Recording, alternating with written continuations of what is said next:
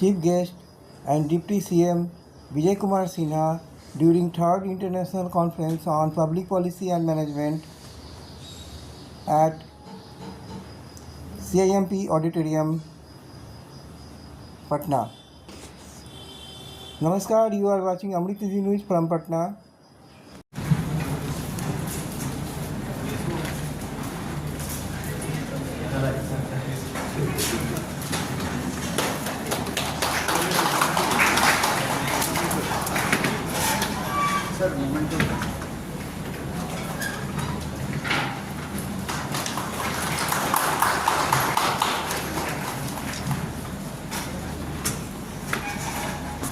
Chief guest for today's event to kindly come up on the stage and enlighten us with his few words.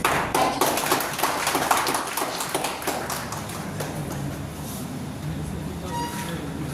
आज CIMP के निदेशक doctor Rana Singh ji, Anjali Thomas जी, Shri Kumar ji, professor Devvrat जी, यहाँ के सभी professor शोधकर्ता, आज थोड़ा सा कार्यक्रम में ऐसा 10:30 बजे माननीय मुख्यमंत्री जी का एक कार्यक्रम है, उसमें जाना हमारा जरूरी है और संयोग है कि दोनों कार्यक्रम एक साथ एकाएक वो कार्यक्रम कल शाम को बना।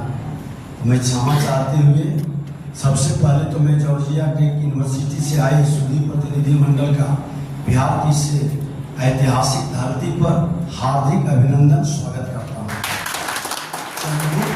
संस्थान की पूरी टीम को बधाई देना चाहता हूँ जिन्होंने आज की इस कॉन्फ्रेंस में विकसित भारत के संकल्प के अनुरूप बेहद प्रासंगिक और सटीक विषय को चुना और विशेष रूप से मैं संस्था के निदेशक श्रीमान राणा जी और मुख्य प्रशासनिक अधिकारी भाई कुमुद जी को धन्यवाद देना चाहूँगा जिन्होंने इस पर आप विचार साझा करने का एक पहल किया है। इस विषय में जो 3 अहम विचार शामिल हैं, एक तो लोकशिल समुदायों का निर्माण कैसे हुआ, दूसरा उनका निर्माण करते हुए सतत विकास को किस प्रकार साधा जाए और तीसरा स्थानीय शासन की प्रेरणादायी भूमिका इसमें कैसे बने।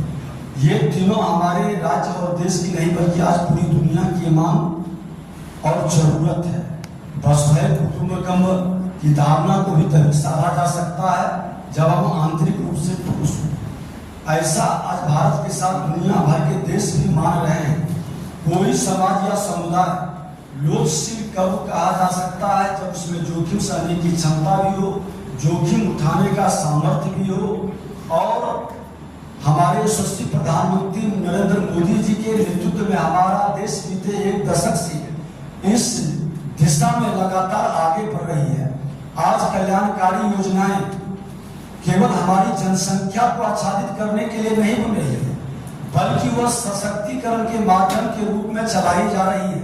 मिसाल के तौर पर आप जनधन योजना लें, उन लोगों के हृदय को छुआ और उनको करप्शन मुक्त आज उनको डायरेक्ट बेनिफिट मिलने लगा। ये क्रांतिकारी परिवर्तन हुआ। आज जो उसके अंदर लीकेज था, धन का प्रभाव और दुरुपयोग होता था, उसको कैसे रोका जाए, कितनी सरलता सहजता के साथ आम लोगों तक पहुंचा दिया गया और इसमें बड़ा कोई क्रांति और हंगामा भी नहीं बचा। उसी तरह से वित्तीय समावेशन जो हो रहा है, लोगों की क्रय शक्ति और प्रबंधन की स्वतंत्रता, बैंकों की स्थिति में सुधार हुआ है, डिजिटल क्रांति को गति मिली है। इस सब के सम्मिलित प्रयासों से समग्रता में हमारी अर्थव्यवस्था में गतिशीलता आई है। इसी सोच और अप्रोच को प्रधानमंत्री किसान सम्मान निधि, सुकन्या समृद्धि योजना, मुद्रा योजना में भी देखा जा सकता है। हमारी सरकार का बल संतुष्टिकरण और समग्र सामाजिक न्याय पर है। तुष्टिकरण की राजनीति हमेशा कमजोर करता है, समाज के अंदर वैमनस्यता पैदा करता है और ये द्वेष की भावना से हमारी गति और प्रगति भी रुकती है। हमारी सरकार, देश के माननीय प्रधानमंत्री नरेंद्र मोदी जी का जो महामंत्र आया, सबका साथ सबका विकास, सबका विश्वास, सबका प्रयास, ये सब हर व्यक्ति को लगता है कि मेरे लिए ही कहा गया है और मेरी भावनाओं को, मेरे परिवार का, मेरे समाज के अनुकूल है और यही भारत को विकसित भारत बनाने में एक नींव का मजबूत ईंट बनकर खड़ा करेगा, तैयार करेगा। समग्रता से पूरे देश को 4 समुदायों को लक्षित किया गया है।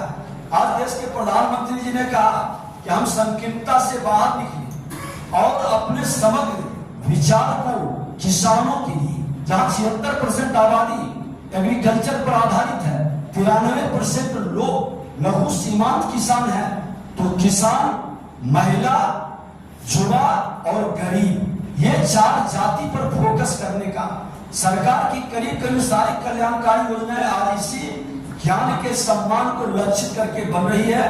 दूसरी अहम चीज जो बीते 1 दशक में बदली है, वो योजनाओं के रोड मैप में परिवर्तन।